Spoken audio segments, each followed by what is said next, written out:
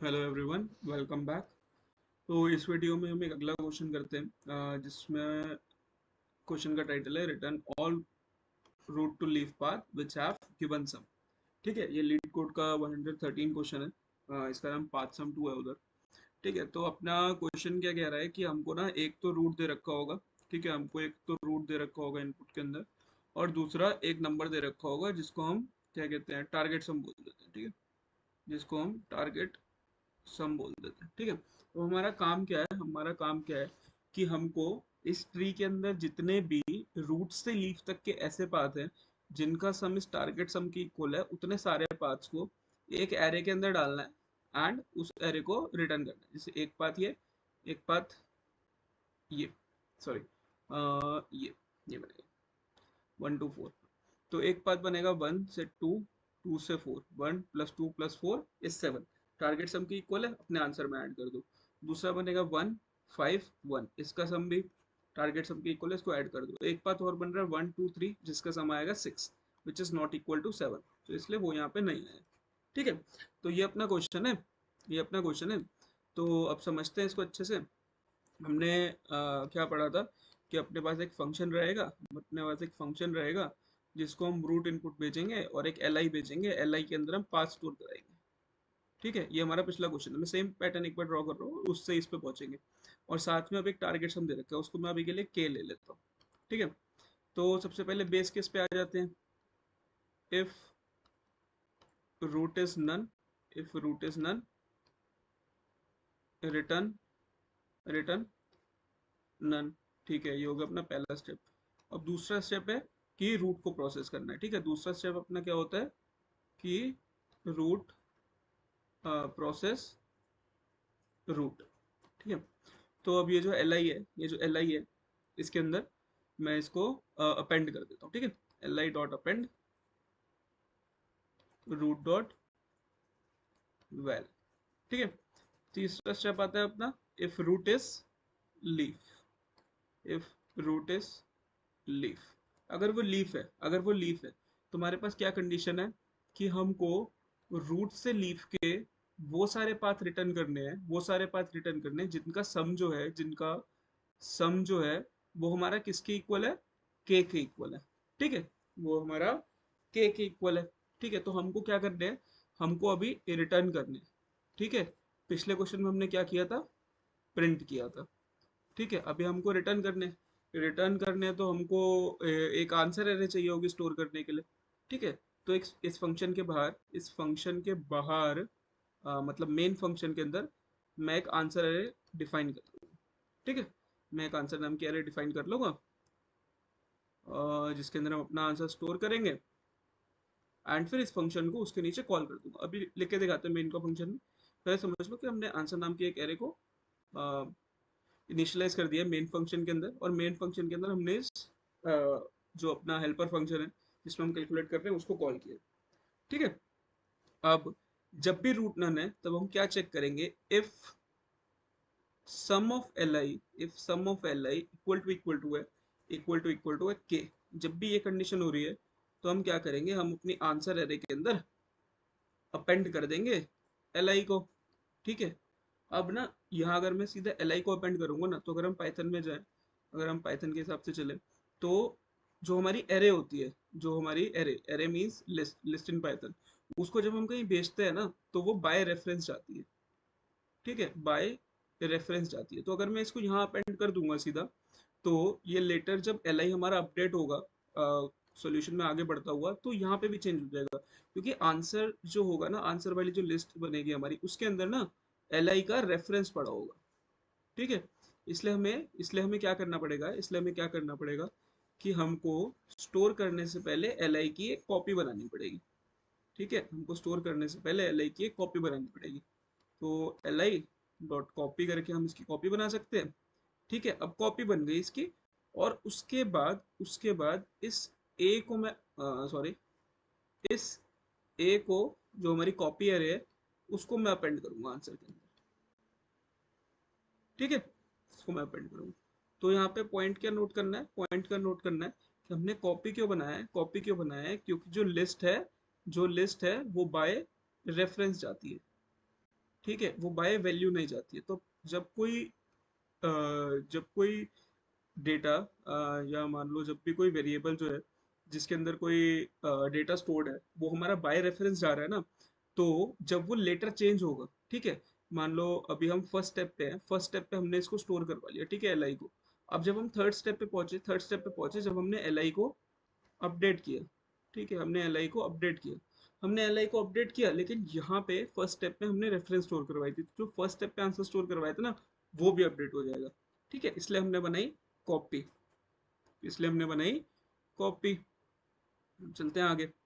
Fourth अपना left right की call जाती है, सेम कॉल्स रहेंगी, root dot left comma L I comma K, ठीक है, सॉरी ये नहीं आएगा इधर, कॉमा के, ठीक है। और साथ में एक और रहेगा, function root dot right comma L I comma K. Right और लेफ्ट में हमने कॉल्स भेज दी, ठीक है, राइट और लेफ्ट में हमने कॉल्स भेज दी। और लास्ट में सिक्स स्टेप हमारा क्या होता है, सॉरी सिक्स स्टेप नहीं, फिफ्थ स्टेप में हमारे कॉल्स जाती है, सॉरी फोर्थ स्टेप से हमारे कॉल्स जाती है। और फिर हम फिफ्थ स्टेप के अंदर जो हमने रूट का इन्वॉल्व किया था अपने एल आई में, या जो भी हमने वेरिएबल ले रखा है अपना आंसर निकालने के लिए, जो भी हमने रूट को प्रोसेस किया था, ठीक है, जो भी हमने रूट को प्रोसेस किया था उसको भी रिमूव करना है। तो एल आई में से पॉप कर देंगे इसको, ठीक है, एल आई में से इसको पॉप कर देंगे, ठीक है। बस अभी क्या हो रहा है हमारे फंक्शन में उसको समझते हैं अच्छे से।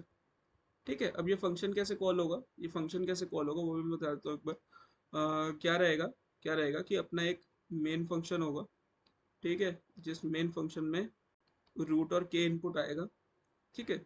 अब इस मेन फंक्शन के अंदर हम एक एल आई डिफाइन करेंगे और एक आंसर डिफाइन करेंगे, ठीक है।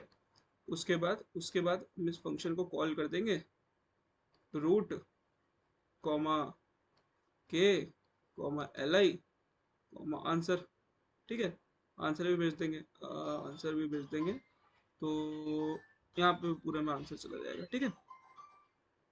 यहाँ पे भी जहाँ मैंने कॉल्स लगाई हैं, जहाँ भी कॉल्स लगाई हैं, वहाँ पे आंसर भी चला जाएगा। ये बस स्टोर करने के लिए हमारा आंसर, ठीक है, ये हमारा आंसर बस स्टोर करने के लिए, तो हम इसको रिकर्शन कॉल्स के साथ भेज देते हैं। एंड फिर लास्ट में हम क्या करेंगे, लास्ट में हम रिटर्न करा देंगे इसी आंसर को। तो अब ये काम कैसे करेगा ना, कि ये जो आंसर था इसको जब हमने फंक्शन में दिया तो ये बाय रेफरेंस गया, ये बाय रेफरेंस गया, तो इसमें जो भी चेंजेस आ रहे हैं वो हमारी इसी आंसर एरे में आ रहे हैं, तो हम लास्ट में उसी को रिटर्न कर सकते हैं सीधा, ठीक है, हम लास्ट में उसी को रिटर्न कर सकते हैं सीधा।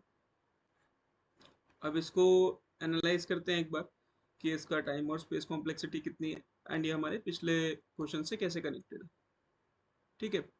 तो तो सबसे पहले हमने क्या देखा, अपनी ऑब्जर्वेशंस पे आते हैं कि हमें सॉल्यूशन पे पहुंचे कैसे उस चीज पे। देखो मैंने क्या बोला था कि जब भी रूट से लीफ में कुछ करना है, जब भी रूट से लीफ में कुछ करना है तो हम सेम पैटर्न फॉलो करेंगे, ठीक है, ठीक है, जिसमें यहाँ पे चेंजेस होंगे, यहाँ पे चेंजेस होंगे और यहाँ पे चेंजेस होंगे, ठीक है। And base case leaf check करना और कॉल्स करना ये सेम रहेगा, ठीक है, ठीक है। तो अभी हमने वही किया है, ये स्टेप सेम है, लीफ चेक करना सेम है, कॉल सेम है।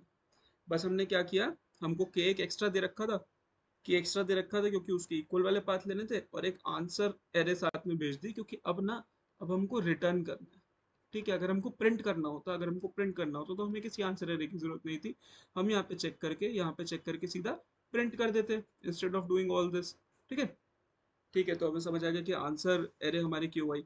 अब इसकी करते हैं टाइम कॉम्प्लेक्सिटी का एनालिसिस करते हैं टाइम कॉम्प्लेक्सिटी का एनालिसिस करते हैं एक बार। चलते हैं इस पे, इरेज कर दूं एक मिनट, ठीक है।